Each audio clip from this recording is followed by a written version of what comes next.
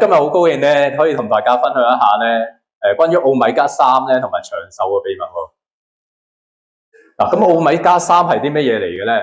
我哋睇下咧，呢個圖咧就話奧米加3咧其實係脂肪酸嘅一種嚟嘅。咁其實咧脂肪酸咧可以分咗兩個類別，兩個大嘅類別，一個就係飽和脂肪酸啦，另外一個咧就係不飽和脂肪酸。咁咧就係奧米加3咧就屬於不飽和脂肪酸裡面嘅。再細分嘅多元不飽和脂肪酸，咁多元不飽和脂肪酸咧，其實係包括咗咧奧米加3同埋奧米加6嘅，而單元嘅不飽和脂肪酸咧就係奧米加9，亦即係油酸啦。咁我哋睇翻咧就，我哋成日日常生活所認識到嘅油啦，嘅食用油啦，佢點樣去分呢啲類別嘅脂肪酸咧？咁我哋咁講啦，嗱，橄欖油。呢個苦茶油咧，大多數咧都係以奧米加9咧油酸為主嘅，咁咧就佢個性質咧比較穩定啦，咁攞嚟用嚟做主食咧就比較好啲嘅。咁另外咧就係多元不飽和脂肪酸咧，就係奧米加3啦，同埋奧米加6。咁通常唔會獨立存在嘅，咁呢兩隻咧就係有一定嘅比例咧，就係一齊存在喺度嘅。咁啊，奧米加3咧就係比較多啲嘅咧，就可以喺魚油啦。喺呢個海藻油啦，同埋亞麻籽油嗰度可以揾得到嘅。咁另外奧米加6咧，就大多數咧就喺啲大豆油啊，同埋啲葵花籽油啊啲地方可以揾得到嘅。咁咧就要注意咧，就係點解我哋成日講咧食奧米加3咧比較健康啲咧？因為我哋奧米加3咧，其實咧就係對心血管咧一路下邊咧就會有講點樣對心血管有好處啦。但奧米加6呢度可以咧順帶講一講咧，就係我哋日常出街食飯啊，好多時用咧出邊，因為要控制成本咧，用嘅油都係以大豆油啊、花生油啊、呢個葵花籽油呢啲為主嘅。咁呢啲油咧經過精煉咗之後咧，就會產生大量嘅奧米加6啊，應該咁講，有好大成分嘅奧米加6裡面經過高溫處理之後咧，佢好容易會變成反式脂肪嘅。咁所以我哋日常出街食飯咧，點解啲人成日話唔健康就咁樣啦？因為咧就反式脂肪咧，好容易令到咧心血管阻塞啦，有咩中風嘅問題嘅。嗱，跟住呢度咧就認識一下咧奧米加3嘅成員咧有啲咩來源，同埋佢哋咧喺我哋身體裏面咧係點樣去轉化嘅喎。嗱，我哋奧米加3咧其實咧就喺素食嗰度咧都有奧米加3嘅。咁咩食物有咧？就係好似羽衣甘藍啦，啲黃豆啦，同埋啲合桃啊，裡面都有啲植物性嘅奧米加3，我哋叫 ALA。咁你動物性嗰啲喺有啲乜嘢嘅奧米加3嘅成員咧，就有 EPA 啦，有 DHA 啦，同埋一種叫 DPA 嘅。咁呢啲嘅來源咧，好多時係嚟自我哋深海嘅魚啦，咁同埋咧啲海藻啊。咁點解深海魚會特別多呢啲咁嘅奧米加3嘅成分咧？就係因為佢哋由好細嘅即係魚苗嘅時候咧，就已經食嗰啲海藻啊。其實海藻就係好豐富嘅奧米加3嘅。咁一路咧，嗰啲魚一路大咧，就透過食物鏈咧，就累積咗啲奧米加3脂肪酸咧，就喺佢嗰個皮下脂肪裏面啊。咁所以深海個魚係特別多嘅。咁咧就以 EPA 啦、DHA 為主啦，大多數都係咁啦。咁但係 DPA 係咩嚟嘅咧 ？DPA 會好多時喺某幾種嘅深海魚啦，又或者多數係海獅啊、海豹、海狗啊呢啲咧，佢哋嘅皮下脂肪係比較多啲嘅。咁呢度講翻佢哋個關係啦。咁變咗咧就我哋平時食喺動物同埋植物裡面都可以有機會吸收到奧米加3啦。咁但係植物如果入到我哋身體會點咧？去轉化奧米加3變成 EPA、DHA 呢個過程咧，其實吸收率咧個轉化率得0至9% 嘅啫，即係每個人個吸收同埋轉化咧嘅情況都唔同嘅。咁所以點解素食者咧，即係成日食素啊，主要食素嘅人咧，就要補充一啲奧米加3嘅添加劑啦，因為佢唔食得動物性嘅食物啊嘛。咁嗱，如果動物性嘅食物，我哋知道要食多啲深海嘅魚咯。嗱，咁啊喺呢度咧可以簡單講一講咧 ，EPA 同 DHA 咧各方面咧都有一定嘅作用嘅。EPA 咧就要幫我哋咧嗰個對心血管嘅效果咧特別好啲嘅。同埋咧 EPA 咧有一個最終嘅轉化過程咧，可以變成咧DHA 嘅，而 DHA 咧就會對我哋嘅神經系統啦、眼啦、腦部嘅健康咧係比較重要啲嘅。嗱，跟住咧，我哋再講一下咧，奧米加三點解咁重要咧？嗱，奧米加三其實有好多研究咧，就攞奧米加三脂肪酸嚟做研究，同我哋好多嘅疾病咧，其實係有相關性嘅。特別係啲心血管嘅疾病啦、代謝性嘅疾病啦、一啲炎症啦、情緒嘅疾病啦、眼睛嘅毛病啦、骨骼同埋關節嘅種種咁嘅問題咧，都有一定程度嘅關係喺度嘅。嗱，呢度咧，我哋可以睇一睇咧，奧米加三同呢個血循環有啲咩關係？嗱，好多人都唔知道咧，原來奧米加三咧係喺我哋令到我哋個紅血球咧係可以變形嘅喎。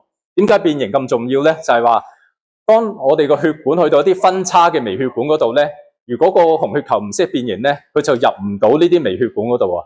咁我哋喺左手邊嗰個圖咧就可以見得到咧，變咗形嘅奧米加三咧，因為佢有彈性可以變形啦，就可以攝入一啲微嘅血管嗰度。咁咧呢個係好重要嘅。譬如我哋啲器官咧，譬如眼啦、我哋嘅腎臟啦、我哋嘅腦部啦，有好多嘅微血管嘅。咁如果去唔到啲地方咧，我哋攞嘅養分啦、氧氣啦，都係攞得唔足夠啦。同埋咧，有啲新陳代謝物會積咗喺度咧，係要排走一啲毒素咧，我哋就帶唔走嘅。咁所以好多嘅毛病咧，就嚟自呢啲血循環咧做得唔好咧，會引起噶啦。咁右手邊喺左手邊喺右手邊呢一個圖咧，就可以睇到咧，有另一個問題喎。嗱，如果當呢個奧米加三係比較少咧，紅血球唔識得變形咧，比較硬嘅咧，佢會係好多機會咧，去入唔到微血管嘅時候，就會撞咗喺啲分叉位嗰度啊。咁因為我哋個心臟咧有一定嘅血壓噶嘛，即係令到呢啲血咧不斷咧去撞一啲分叉位嘅地方咧，就會形成一啲損傷啊。咁呢啲損傷咧，令到我哋嘅身體咧就會用一啲嘅膠原蛋白啦去修補佢啦。慢慢咧喺分叉位嘅地方咧，會見到咧喺右手邊呢個圖咧就會增生厚咗嘅。咁呢啲係膠原蛋白嚟嘅。咁咧呢啲厚咗咧就形成一啲好似硬塊嘅物體啦。咁咧就個血管咧就一來咧就係即係比較容易窄咗，冇咁易流通啦。另外咧就會比較容易硬嘅。嗱，咁呢度講講咧，呢個咧就係點解其中一個原因咧，即係對心血管咧有好多毛病嘅原因啦。嗱，呢度咧可以講下咧，奧米加三咧，同一啲壞膽固醇嘅關係。咁啊，點解會有個關係喺度咧？原來咧研究有指出咧，奧米加三脂肪酸咧配合我哋嘅膽汁啊，會形成咗一種即係結合物啦。就可以阻止我哋咧個小腸咧去吸收呢個三酸甘油脂入我哋嘅血裏面嘅。咁我哋嘅即係當我哋肝臟咧係少咗三酸甘油脂呢啲材料咧，佢就會做少咗一啲咧非常之細嘅 LDL， 我哋叫做低密度嘅脂蛋白嚇。咁呢個咧就係好多就係講緊所謂壞膽固醇啦，或者係啲人講嘅高膽固醇咧，最主要嘅元兇嚟嘅，就係講緊呢個好微細嘅低密度脂蛋白。咁如果低呢個數量咧做得少咗嘅話咧，其實對我哋個心血管咧累積膽固醇嘅問題咧就有改善嘅。咁可以見到咧喺右邊呢個圖咧就係話低密度脂蛋白咧，其實咧透過氧化咗之後咧就好容易附喺我哋嘅血管上邊。咁咧就會將我哋佢嗰個膽固醇咧附咗喺嗰個血管壁，就帶咗去個血管壁後邊，形成咗咧個血管咧係收窄咗嘅。咁呢個咧亦都係缺血性嗰個中風咧最主要嘅原因嚟嘅。咁呢度咧就係睇得到呢個圖咧，就係如果我哋個低密度脂蛋白可以減少咧，我哋嗰個血管收窄啦，同埋硬化個機率咧就可以降低啦。咁我哋中風嗰個機會率咧亦都可以降低嘅。咁咧呢度咧再講咧就係話點解奧米加三脂肪酸咁好咧？原來佢仲有一個機制嘅喎，佢咧就可以提升咧一啲我哋好嘅膽固醇，去帶走一啲咧低密度脂蛋白附喺我哋嗰個，因為氧化咗附喺血管裏面咧積咗一啲膽固醇喺度嘛，佢可以帶翻走去咧就去翻我哋嗰個肝臟咧嗰度分解翻去嘅。咁所以咧就係奧米加三脂肪酸咧就可以幫助我哋咧，其實可以降呢個壞嘅膽固醇。就令我哋嘅血管咧比較暢通啲嘅。嗱，呢度咧又有講到啦，奧米加3脂肪酸有另一個好處咧，就係佢可以同一啲慢性炎症有關係啦。佢可以改善一啲慢性炎症嘅。咁點樣透過呢個機制咧？嗱，呢度見到喺右手邊咧，奧米加3脂肪酸咧，頭先講由植物性嘅啦，轉做 ALA 轉成 EPA 啦，又跟住最終咧變成 DHA 嘅。咁喺呢度咧，我哋身體咧會有啲酵素咧會同佢咧，即係有一個化學嘅作用啦，就會產生一啲抗炎嘅因子嘅。咁我另外喺左手邊個圖咧，又會見到咧奧米加6咧脂肪酸咧，佢最終咧會變成一啲發炎嘅因子嘅。咁呢個兩者咧其實都重要嘅。我哋唔可以咧就話我哋食咩食物都係以大量嘅奧米加3脂肪酸為，即係就咁食奧米加3脂肪酸，奧米加6嗰啲就唔食，就冇得咁樣嘅。身體咧就要兩樣都要平衡嘅。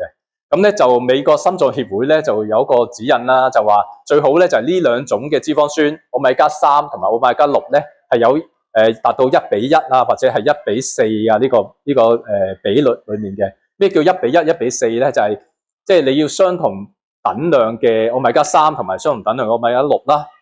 又或者咧喺一啲情況咧，如果係身體咧需要去對抗一啲病毒啦，咁奧米加6咧就嗰個時候係需要多啲嘅。因為佢要發炎啊，佢刺激身體發炎咧，去抗病毒啊。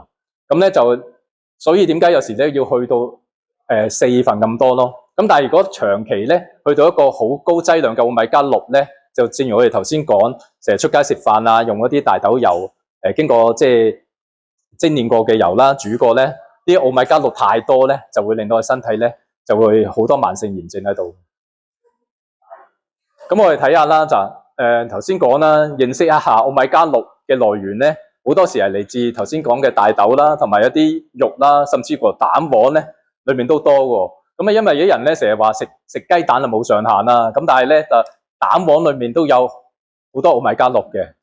再加上咧，你係用咩油去煎佢？如果你係用一啲咧精煉過嘅油去煎佢咧，就會更加多嘅奧米加6食落肚啦。咁如果你一日係中意食2隻蛋至4隻蛋啊，咁你會知道咧，其實呢啲你身體嘅炎症咧就會比較即係會犀利啲啦，同埋咧會最容易係見到咩咧？就係你即係皮膚啊，容易即係好似敏感啊呢啲發炎啊情況啊。咁所以喺我哋日常生活食嘢嘅裏面咧，就係有啲食物咧，我哋要補充奧米加3啦，就係你食多啲深海魚之餘咧，就要補充一啲魚油丸啦。嗱，深海魚我哋可以揀一啲就係話比較高啲嘅奧米加3啦，就好似係三文魚啦。如果我哋喺香港嚟講咧，就可以試下，你買唔到三文魚或者口味唔啱咧，就可以用一啲黃花魚啊。黃花魚嘅奧米加3脂肪酸咧，比三文魚咧可以話咧係高出6至10倍嘅。咁咧當然咧，以你用嘅煮嘅方法咧，都係一個影響啦。最理想咧就係用蒸嘅方法嚟做。咁你吸收奧米加3脂肪酸就會好啲啦。嗱，呢度咧就可以講到奧米加3脂肪酸點解同壽命有關係啦。喺其實呢樣嘢咧就世界各地咧都有好多研究嘅。咁啊美國咧同英國咧就會特別多啲啦。咁我就會抽咗一份咧，就以英國生物庫嘅數據即係俾一個講呢個題目。咁點解咧？就係因為佢做嘅時間咧由2006年做到2018年啊。你做到12年裏面咧，就係揾咗成13萬幾嘅人咧去做呢啲嘅測試啊。咁呢個人咧，呢班人咧係習慣去食魚油丸補充劑嘅。咁發現嘅個結果咧就係呢一班人咧，因為心血管因為所有原因而死亡率咧係會降低咗13%。另外係因為心血管嘅死亡率。心血管疾病嘅死亡率嚟講，嗰個即係死亡啦，個機率咧，亦都降低咗16%。咁啊，心血管嘅發病率都降低7%。咁呢啲咁嘅情況咧，尤其是會係喺高血壓嘅患者啦，嗰個會比較明顯嘅。另一個研究咧就係講做咗5年嘅研究啦，就發現咧原來你增加血液裡面奧米加3脂肪酸咧。可以令到我哋個細胞咧複製嘅時候咧，個染色體啊，即係我哋遺傳物質咧嗰個儲存遺傳物質嘅地方咧，個染色體嘅兩端啊，個叫做端體啦。呢個端體咧就個縮減個速度咧就會減低嘅。咁呢個好重要喎。原來我哋咧個細胞咧就係你要分裂嘅時候咧，你要複製啊嘛。咩叫複製咧？即係最好就係100% 複製到啦。但係我哋細胞就冇可能係咁樣嘅，即係你可能會複製到99點幾咁樣啦。咁但係如果你當個端體咧，原來發現咧短咗嘅時候咧，有部分少少嘅遺傳物質複製唔到嘅，個細胞嘅凋亡率會快啲嘅。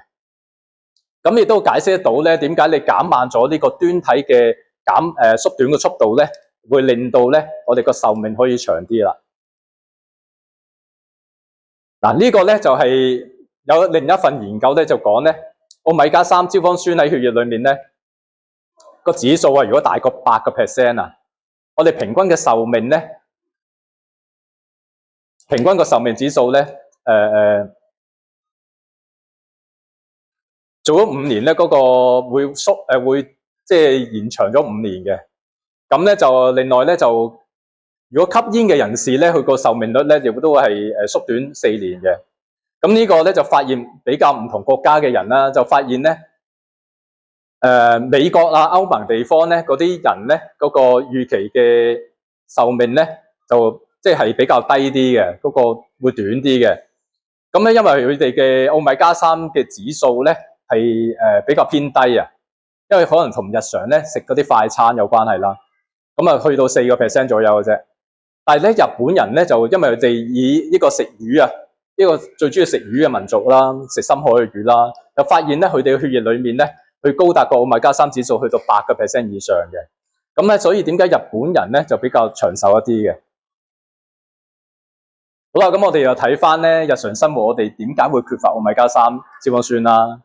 咁我哋睇翻我哋呢啲相啦，喺右手邊我哋係咪好熟口面？我哋平時食嗰啲嘢咧，嗱，譬如好似係燒味飯啦，我哋去飲茶啦，食以呢啲肉類為主嘅啦，咁啊快餐裏面有漢堡包啊，煎炸嘅嘢為主啦，咁啊碟頭飯咧有好多啲汁啊，好多啲係用啲油啊炒過啊，咁啲係精煉過嘅油啊。咁你食咗落肚都唔知嘅，咁呢啲就可以解釋得到咧，你會食咗好多奧米加6，而你咧就你見到咧呢啲食物咧係帶嚟好少奧米加3嘅。咁啊相反我哋睇翻咧喺左邊咧，你睇咗圖裏面咧有啲咩食物喺度咧？嗱，你見到有三文魚啦，有蝦啦，有啲深綠色嘅蔬菜啊，好似西蘭花啊，咁呢啲食物咧就係比較高啲奧米加3脂肪酸嘅。再加上咧，你又會即係食翻啲魚油啊嘅補充品啦，咁呢方面咧就可以增加翻我哋奧米加3脂肪酸啦。咁如果日常生活我哋係喺右手邊成日食開嗰啲咁嘅食品嘅情況下，就要靠我哋平時咧要點樣做翻個平衡啦，食翻多啲深海魚之餘咧，就會補充奧米加3脂肪酸嘅補充劑啦。嗱，呢度咧就去講下咧點樣先要補夠叫攝取足夠嘅奧米加3脂肪酸咧？你話我有食喎，咁但係你食咗係咪叫代表足夠咧？咁呢個咧就有一個研究咧，就係話咧，係同時去食魚同埋咧去用奧米加3脂肪酸，即係魚油丸啦，呢啲補充品啦，用同唔用啦，會達到幾多嘅奧米加3嘅指數喺裏面嘅。咁呢度就有發現咧，就係原來一個星期咧要食3次啊！食3次嘅深海魚啊，咁我呢度就冇提到嘅嗰個份量要幾多，我諗係大概咧100克啦，一個手掌心咁大啦，再加上咧要補充一啲咧奧米加3脂肪酸嘅補充劑，好似魚油丸啊呢啲咧，咁先至會達到咧去到8%，即係比較理想嘅奧米加3指數嘅。嗱，呢度咧就可以講咧，我哋平時如果想買一啲奧米加3補充劑咧，點樣去睇一啲標籤咧？點樣理解咧？同埋咩人咩時候去揀點樣嘅即係補充劑比較適合咧？嗱，我喺左手邊嚟先講啦。你見到咧就係奧米加3脂肪酸，佢裡面咧有講到係775 mg 嘅，咁有個比率喎，就係 EPA 同 DHA 嘅比率喎，你會見到咧。佢係 EPA 400DHA 咧就250，即係以 EPA 比較多啲嘅。咁呢類型嘅咧就係因為 EPA 對我哋咧嗰個通血管啊、改善血管毛病啲問題咧係比較好啲嘅。咁所以呢類型咧就係會適合咧俾中年嘅人士啦、中老年嘅人士啦，去做一啲預防心血管嘅毛病嘅，例如預防三高啦嗰啲咧，咁啊可以選擇咧以 EPA 嘅比率咧比較高啲為主嘅。咁喺右手邊咧就喺度講啦，其實咧就有啲嘅奧美加3補充劑嘅補充品咧，佢會以 DHA 咧嘅份量比較多啲嘅。咁呢個圖咧可以見到啦，佢係一個海藻油啦。咁佢個奧米加3脂肪酸嘅比率就係 DHA 對 EPA 咧係2份 DHA 比1份 EPA。咁咧佢喺2粒丸裏面有250 mg 啦。咁但係佢以 DHA 為主嘅。咁呢類型嘅嘢咧就係適合邊類人咧？就係話譬如小朋友佢腦部要即係成長啦，要發達啦。啲老人家去嗰個認知啦、腦部啦比較退化快啦，就當然要補充多啲嘅 DHA 啦。另外咧就係喺眼部咧有啲毛病嗰啲人咧，即係佢容易退化，有啲即係睇嘢比較蒙啊、眼乾啊、有其他問題嗰啲咧，就係要以補充 DHA 為主嘅。咁再加上呢度睇到咧一個叫海藻油啦，就係話素食者裏面咧都可以，即係素食者都可以補充啊。唔係頭先講啊嘛，咁我食魚喎，我唔食魚咁點啊？就係咁，我係就喺海藻油裏面咧就可以補充得到咯。咁呢度咧又講喎，我哋魚油咧其實都有3種喺市面上可以買到3種唔同形態嘅。你要留意下個樽咧上邊咧有冇寫到呢啲字眼啊？譬如 TG 啦、EE 啦，同埋呢個咧 RTG 呢啲類型嘅。咁點樣去睇佢嘅咧？咁呢個圖咧有個簡單嘅分析啦，就係話俾你聽咧，TG 型嘅屬於天然嘅形態嘅。咁咧佢嘅形態咧以三酸甘油酯嘅形態為主啦。咁EE 同埋 RTG 係咩嚟嘅咧 ？EE 咧係經過咧用天然嘅魚油咧，將佢再脂化，即係咧將佢用一啲化學嘅物質啦，或者係一啲技術啦，將佢拆散咗甘油同埋脂肪酸，然後重組佢，將嗰個DHA 啊、EPA 啊嗰啲濃度咧增加，即係重新結合翻。咁呢個做咗一次之後咧，呢個形態咧我哋叫做 EE 啊。咁呢個 EE 咧叫做加工脂化咗啦，咁佢就話加工咧就好明顯個程度係比較高啦。跟住咧就奧米加3嘅濃度係高咗嘅，咁但係啦，經過呢個情況下咧，人體吸收嘅機率咧就係低啲嘅，係比天然嘅低啲嘅。咁呢個咧就後尾再講啦，其實有 EE 型咧有其他唔好處嘅。咁我再講 RTG 型係咩嚟啦 ？RTG 型咧我哋叫做咧再脂化之餘再做多次脂化。即係你第一次咧，可能濃度唔夠，我再做一啲高濃度啲嘅，即係話咧，我一條甘油啦，可以拖咧3條咧都係屬於 DHA 或者 EPA 嘅，咁咪即係可以濃度去到90幾個%嘅奧米加3脂肪酸咯。咁呢個好處咧就係話咧，經過2次脂化，就會做到一個好高濃度嘅奧米加3脂肪酸，吸收率亦都係高嘅。咁但係咧呢個唔好處咧，就係因為嗰個加工個成本啊，你做咗2次啊嘛，個加工成本就比較高咯。咁如果相對嚟講咧，我哋去點樣揀咧？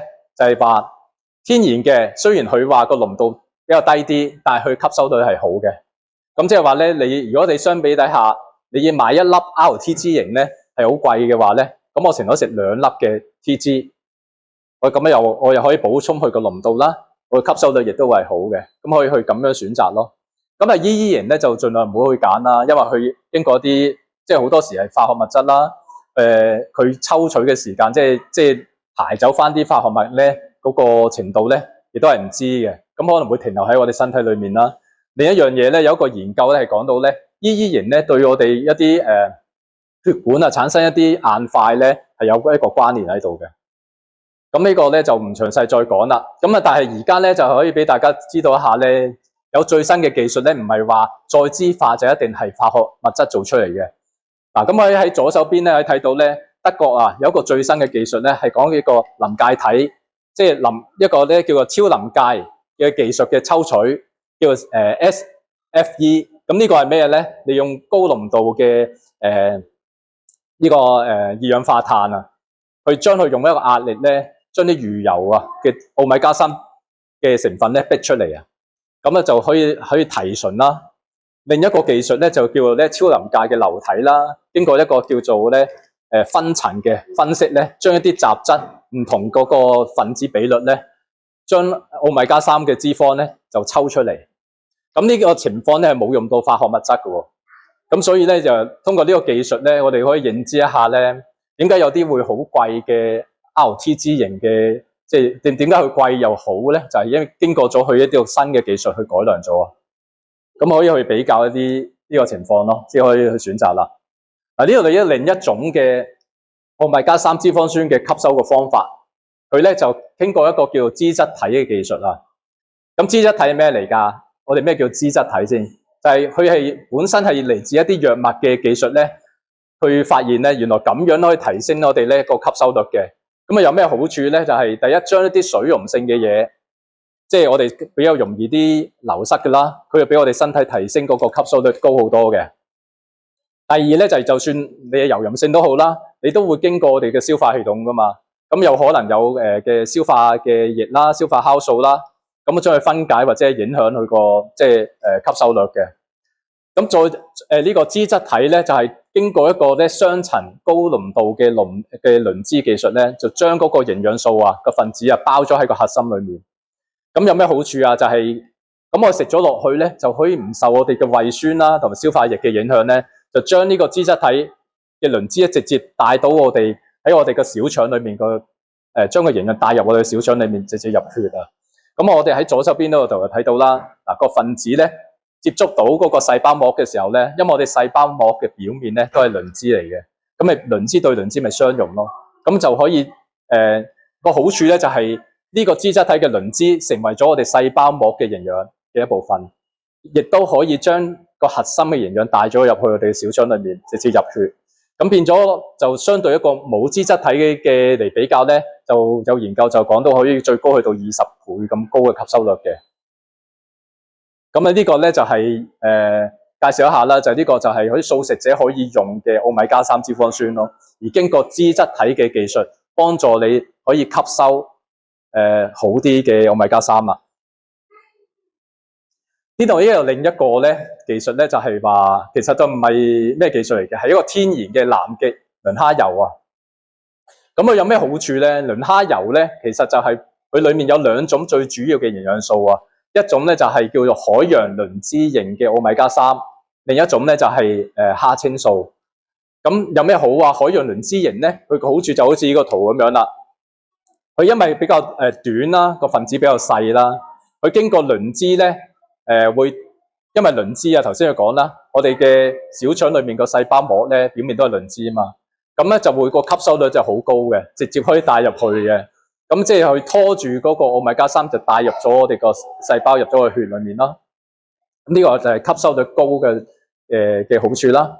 另一個咧就係佢有蝦青素，咁蝦青素咧就係我哋見到咧好似呢粒咁嘅膠囊裏面咧，裏面包含咗呢兩種營養嘅。嗰個蝦青素咧就唔係同呢個個分子結合嘅，佢係游走喺出邊嘅。咁咩叫游走喺出邊咧？佢個結構咧係可以係水溶性同埋即係佢親水性同埋親油性，有兩種特性喺度。咁變咗佢可以喺細胞嘅內外游走啊。咁有咩好處啊？原來咧佢就個抗氧化嘅嗰個功效咧就好高嘅。咁啊變咗保護咗我哋嘅細胞咧，唔會受一啲氧游離基嘅破壞咯。咁變咗就話一粒丸裏面，我哋有奧米加3脂肪酸啦，亦都有蝦青素去保護我哋。咁啊做到咩？有好多好嘅功效喺裏面嘅。頭先講嘅心血管嘅功效啦，再加埋一啲高抗氧化嘅情況，可以保護到我哋嘅，譬如話減低嘅炎症啦，保護我哋改善關節炎啦。咁啊，同埋有啲研究咧又講咧，可以將我哋嘅皮膚嘅吸收率咧，嗰個補水嘅情況咧，係比普通情況保護我哋嘅水分流失咧減少3倍嘅。咁咧要總結一下啦，奧米加3脂肪酸咧有啲咩功效啦？第一，佢有可以提升我哋嘅抗炎因子，去減少我哋身體嘅慢性炎症啦。佢有抗氧化嘅功能啦。最主要咧就係對我哋心血管嘅血壓啦，可以降3酸甘油酯啦，穩定心率啦。可以令到我哋嘅動脈擴張啦，令到個心率咧即係保持得好啲啦，就減少一個血栓嘅形成啊，一個血栓嘅形成啊。咁咧就另外咧就頭先提到咧，佢可以將我哋嗰個細胞裡面啊嗰個染色體個端體咧可以減少啊，即係嗰個減慢速度降低啊，即係損耗率降低啊，咁啊可以令到我哋咧個壽命可以長啲咯。嗱，呢度提到奧米加3指數啦，咁啊認識一下啦。喺我哋嘅紅血球嘅表面咧，其實咧就有好多唔同嘅脂肪酸嘅，包括奧米加3啦、奧米加6啦，有反式脂肪啦，有單一不飽和脂肪啦，有飽和脂肪喺度嘅。咁個比率有幾多就睇下平時我哋食嘅嘢有啲乜嘢成分喺裏面咯。咁呢度咧有條數可以計嘅喎，我哋整體嘅脂肪，譬如有假設個單位有64個啦。咁如果奧米加3裏面係佔3個嘅咧，即係話3除64咧就係 4.6% 啦。咁你就係呢條數係咁嘅計嘅。咁美國心臟協會咧就講咧，即係最理想咧可以咧就會要做到咧有8% 奧米加3嘅指數啊。呢度提到奧米加3指數咧，即係點解要測佢？點解要測佢咧？即係我哋想睇下，我哋認知咗呢個奧米加3對我哋個冠心病咧，其實有一個風險咧，可以降低90%嘅。另外咧就係引發我哋心臟嘅一啲突發性嘅心臟病嘅比率咧，亦都降低90%嘅喎。另外咧就可以令到我哋胰島素個敏感度咧降低咧，就係個機率就喺度降低啦，即係二型糖尿病嘅機率去降低啦。咁啊頭先就知道個重要性啦，又知道要測，即係要達到幾多嘅奧米加3指數先至為之好咧。咁有咩方法去測試咧？其實咧坊間咧就如果你揾一啲你去化驗所去做咧，都未必做到嘅。因為呢個咧就係外國咧就有一個專利啊，係一個咧就係篩查嘅工具，叫奧米加3指數嘅測試工具啊。咁我呢個好簡單嘅啫，其實佢一盒咁嘅工具嘅嘢咧，裡面包咗咩咧？就係叫你填翻個人嘅資料啦，上網咧登記翻你呢盒嘢嗰個編號啊。咁跟住咧你個手指嗰度咧就係即係要抽血啦，就係滴一滴，即係篤一篤手指嘅啫，吉一吉佢就滴落一個咧有一張紙咧俾佢滴落去嘅，就收集你呢個樣本嘅，即係血液嘅樣本啊。咁呢個工具裡面已經包含咗咧，佢你用之前咧就可以用一個咧酒精咧清潔咗個部位啦，即係將會抽血嗰個部位啦。跟住你抽完血啦，佢有埋一個即係個膠布幫你去包紮翻嗰個部位嘅。咁你呢份嘢咧就可以即刻抽完之後咧就係入到一個咧已經付咗款嘅信封啦，就可以幫你咧去寄去外國嗰個化驗所。咁個化驗所喺澳洲嘅，咁咧就2個星期之後咧就可以透過網上邊咧查翻呢個編號咧同埋個人資料咧，就可以知道你個測試出嚟嘅結果去到幾多啦。咁呢個篩查咧，我哋叫做篩查工具啦。咩叫篩查咧？就係隔一段時間，我哋去檢測一下自己個指數有咩變化。咁點解咁重要咧？就係因為我哋唔知道，冇一個標準知道佢自己去到幾多嘅。你話食咗魚食咗啲保健品，我哋感覺唔到喎。咁我點知奧米加3嘅指數有冇進步咧？係嘛？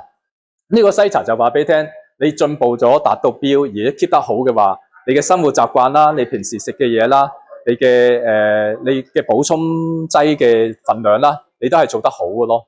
咁即係一個好明顯嘅一個指標，話俾你聽咧。如果當你未做好嘅個指數，就可以話俾你聽你未做好啦。咁你 keep 住咧就係每3個月，即係如果你初頭咧係有啲心血管嘅問題咧，就最好就3個月做一次。咁點解3個月咧？就係話你因為我哋紅血球啊有一個代謝率咧，就係每3個月到咧就係換一次新血嘅。咁所以咧再換一次新血嘅時候，你睇下係咪都去達到標咯。咁如果已經做得比較好啦，咁你就唔使太擔心咧，就可以長啲時間先至做呢個測試啦，半年啦或者係1年啦咁樣先至做咯。咁啊，今日咁分享就係咁多啦，多謝晒。好，叫我嘅。